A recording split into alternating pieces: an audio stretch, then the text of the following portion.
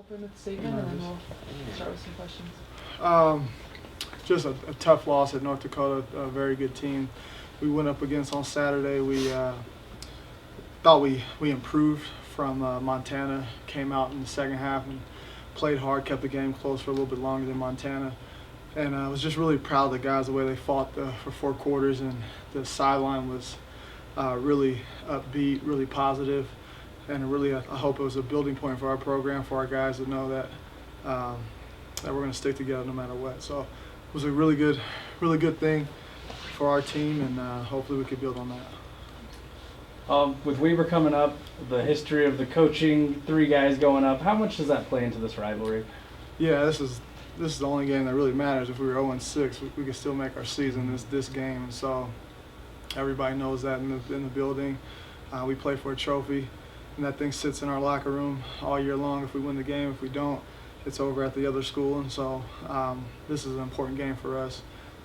Records and everything else go out the window when you play Weber State. So what's the relationship like with Coach Sataki right now?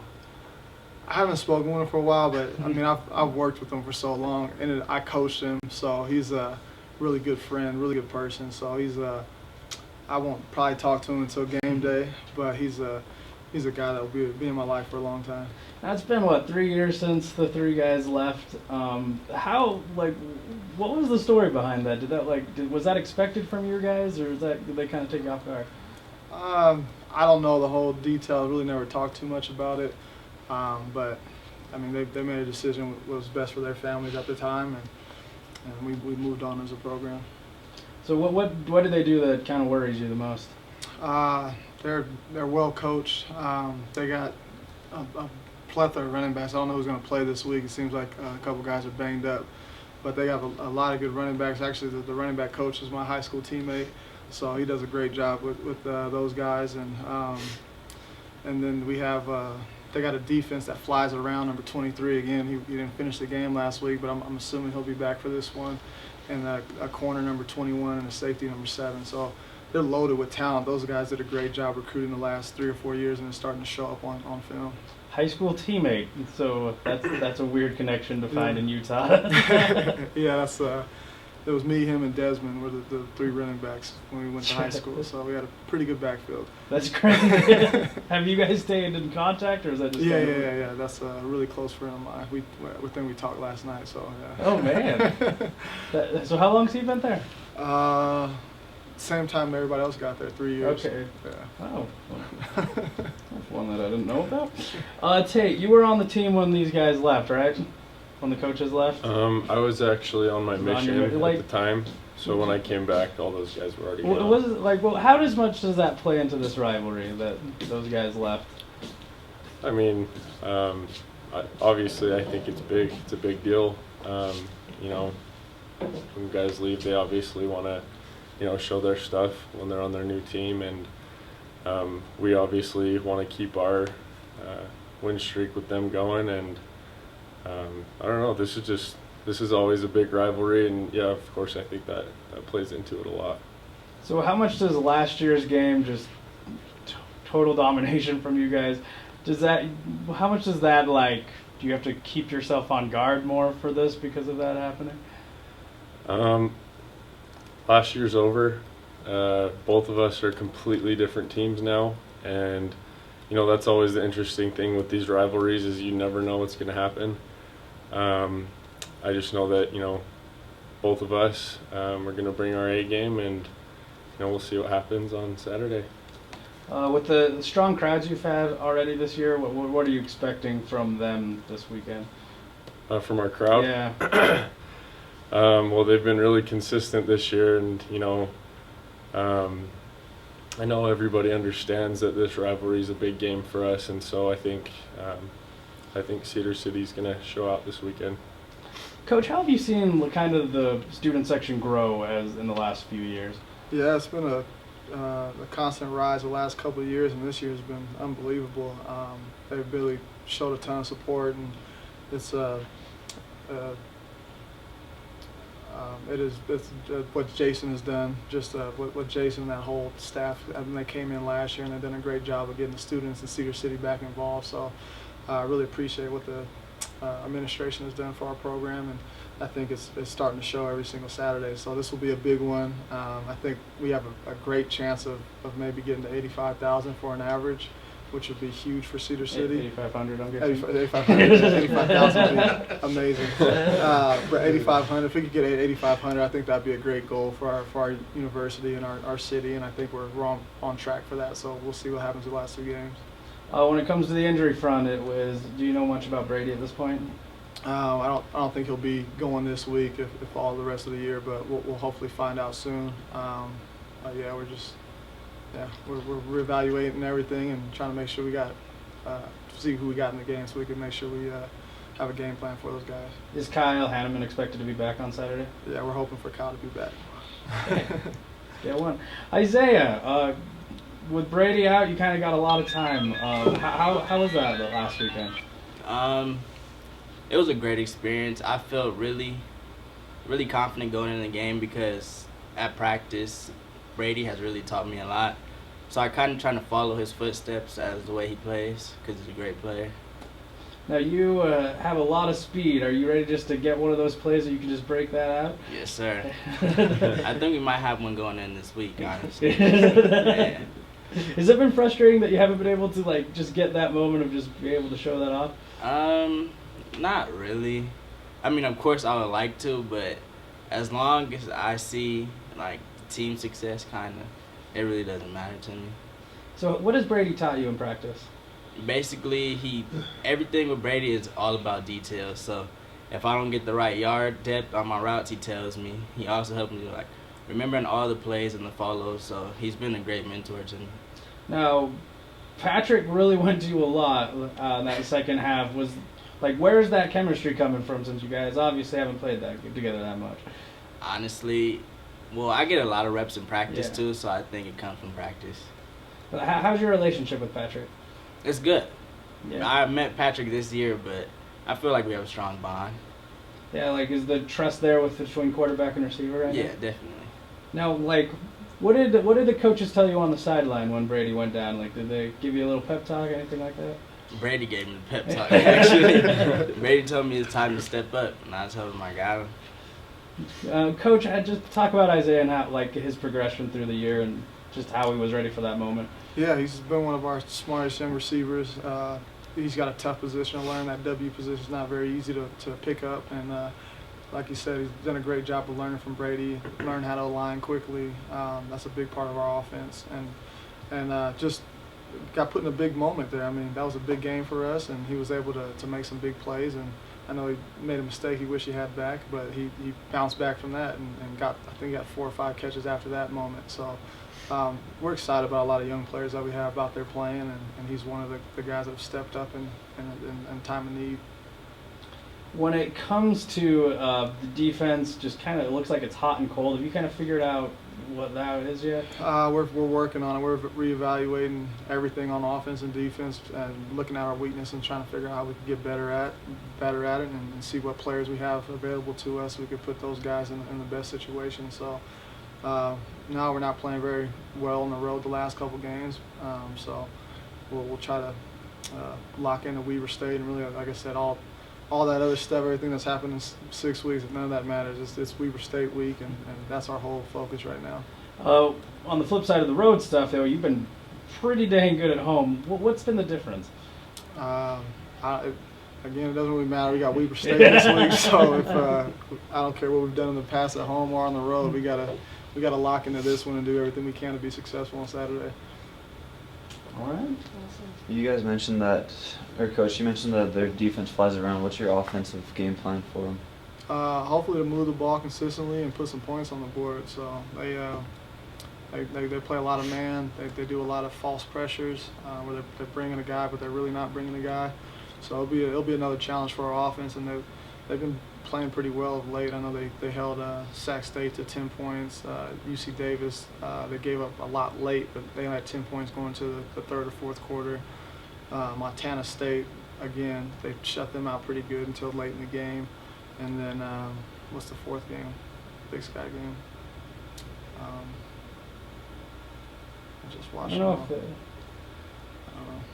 have they had one. Yeah, they've had 4 because Four? they're 3-0 in the conference, and they played Sac State out of Oh, conference. that's right. So, but yeah, they've been playing really well lately. So it'll be a big challenge for our offense again. But I feel like we're taking some steps in the right direction on offense. We had some really good drives last week, and just trying to get more consistent on offense. It's Portland State.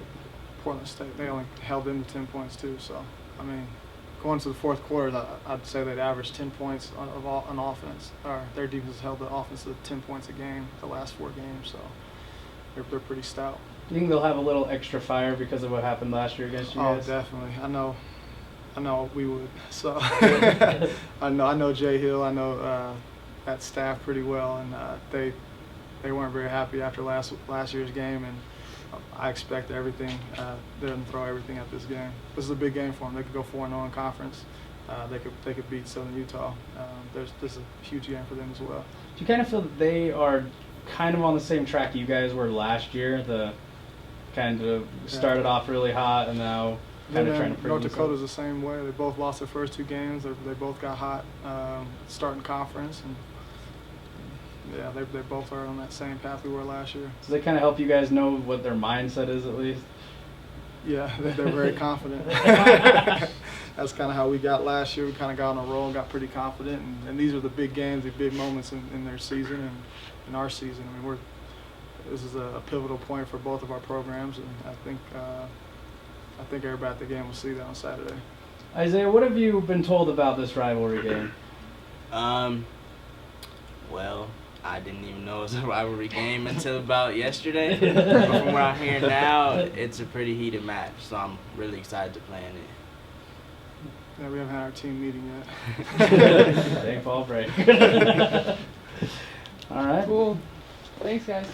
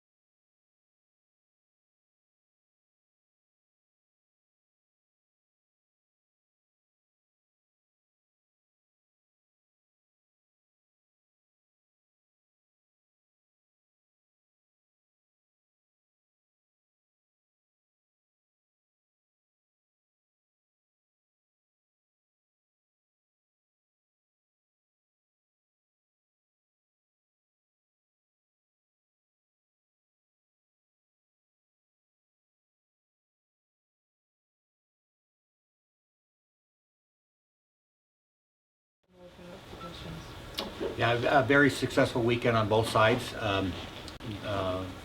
This past weekend, obviously. The goal always is to try to, like I said last week, the goal is always to try to find the best meet, for development, and so where the guys are right now, I think, one of the polls have come out and ranked them 25th in the country. The national polls, NCAA polls are coming out later on. And so obviously the guys are one of the top teams in the country. And in Wisconsin, you only get to go to Wisconsin if you're invited. And they try to invite the top 30 teams in the country. So that's why the men went there.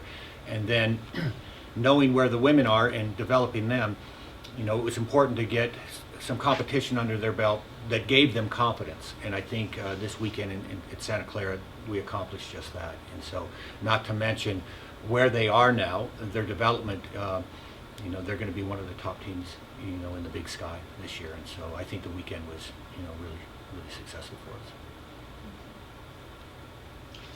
Random thoughts on Matt Wright's effort? First time he's led the charge of the medal here, well. The guy is consistent. He's like a tank.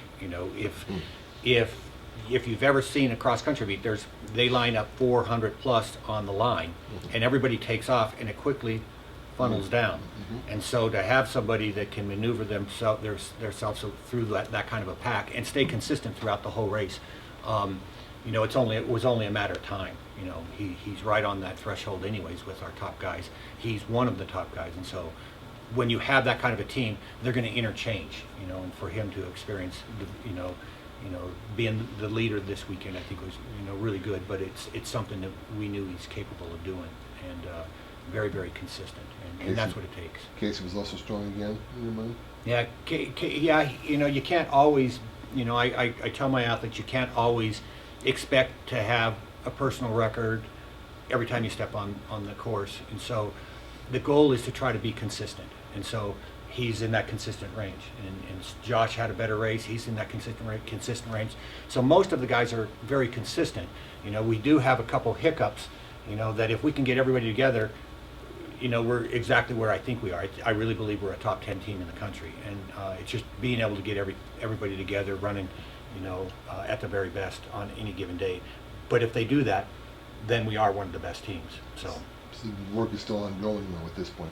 Yeah, I mean, it is one of the youngest men's team in the country. So when you look at the finishes at Wisconsin, we're among, top 5 with the youngest teams. So that being said, if we add some people to this roster, which we're planning on, there's no reason that we can't continue to be top 10 in the country. Matt, just kind of take us through the race at Wisconsin. Talk about being in such a big meet with so many top ranked teams. It was definitely a great experience. Getting used to bigger races, it's good to get that experience under your belt and learn really how to race with the bigger schools and big meets like that. This race I knew I really had to make my way to the front of the pack early so I didn't get boxed in. I knew that was one of the keys to doing well in the race, and so I made that a focus at the beginning, and it seemed to work out. I didn't get boxed in and was able to get into good position and do pretty good. As many people as there are coming together all in one stretch. Mm-hmm. How do you maneuver? Do you just find yourself on the hand of the guy in front of you? What's the maneuvering around there like? It varies from race to race. This race at Wisconsin, I saw a gap open up and I knew I had to take it. Mm-hmm. Other races, there's not much you can do. You kind of have to hold position and make sure you don't fall down, and then later on in the race you have to find gaps where you can really can't move in like fits move and past. spurts or anything like that. Just try to stay as steady as you can. Mm-hmm. Yeah. Matt, for you, kind of when you look at your top team, you're kind of the elder statesman, and you're just a junior. So kind of, what is it like, being with so many guys that are just in their first or second year in the program? Well, I feel like they are just as experienced as me. I feel like we really support each other, and where one person lacks, the other person really can give their strengths and really contribute as a whole. I don't think I'd be where I am without my teammates. We definitely support each other and make each other better. How'd your time at Canyon View shape being part of this team? At Canyon View, I really had great teammates and a really great coach that really taught me good fundamentals and just the value of hard work and working together as a team. And I just think those things I learned there and the things I'm learning at SU just being combined are just making me even better. So. Josie, you guys go to Santa Clara, you pick up the win. Just kind of, what was the feeling like amongst the team after you win the meet out there? I think everyone was really excited. This past season, we won Idaho State and our home meet, but those were smaller meets, and so this was exciting because it was a bigger meet that we were able to attend and do really well. We took second at Sacramento, and that was really exciting too, but to actually go and win, we haven't done that in a while, so it was good. I was just going to say, comparing last year to this year, you guys are having markedly more success. Just how has it felt as a unit to be able to kind of break through those barriers? I think it's really motivating. It's motivating us to keep working hard, and it's really nice to see all of our hard work starting to pay off. And I think it's just motivating us as a team to work together and keep working hard. When you look at the teams they beat, they're on that same path, as the guys. They beat Texas Tech, they beat Santa Clara, they beat Cal Poly, who traditionally is a very strong school. There was a total of, I believe, 15 teams there that they actually beat that were much bigger schools than ours.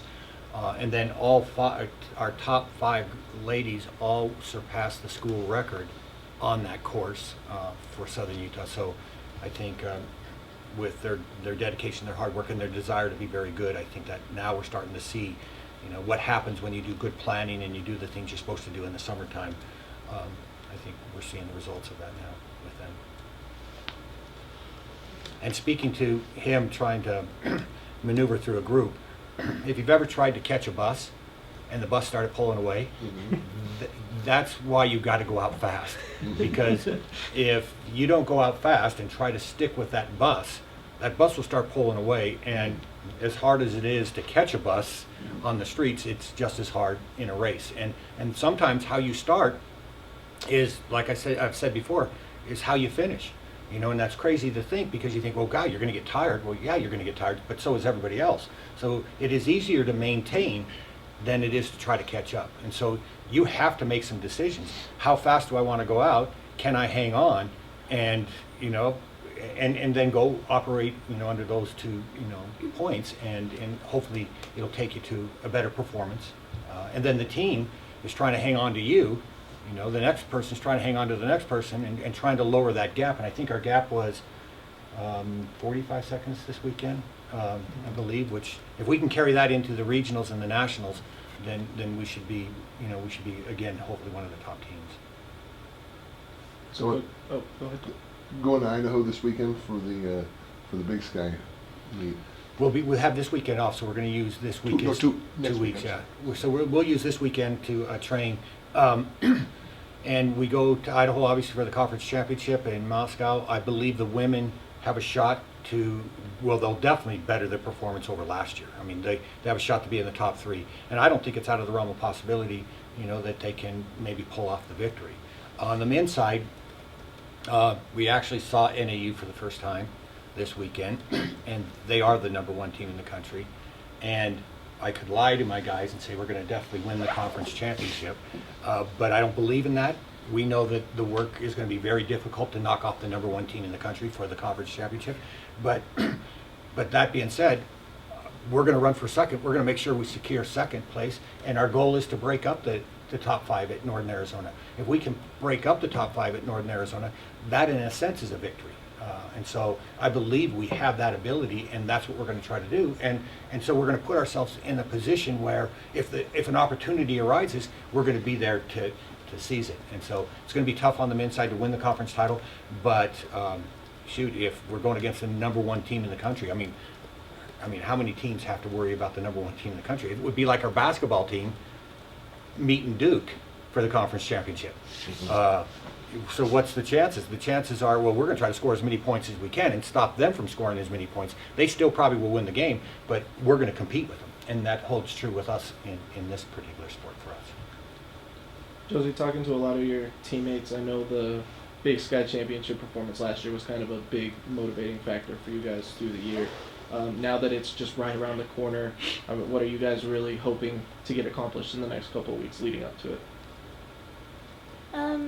I think at this point, I mean, a lot of the hard work is already done, but we're going to still work hard this week and just try to make sure that we're healthy and just keeping a positive attitude on the team and just motivate each other and be positive and keep working hard. So, yeah.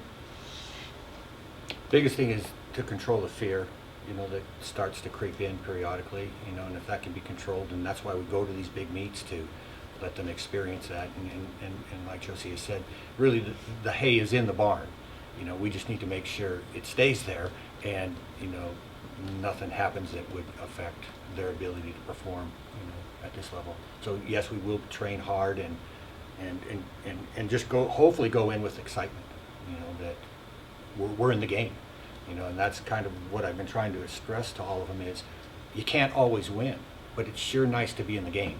And so understanding that is, I think, a key into relaxing and having our best performances come out. Anything else? Awesome. Thanks, guys. Okay.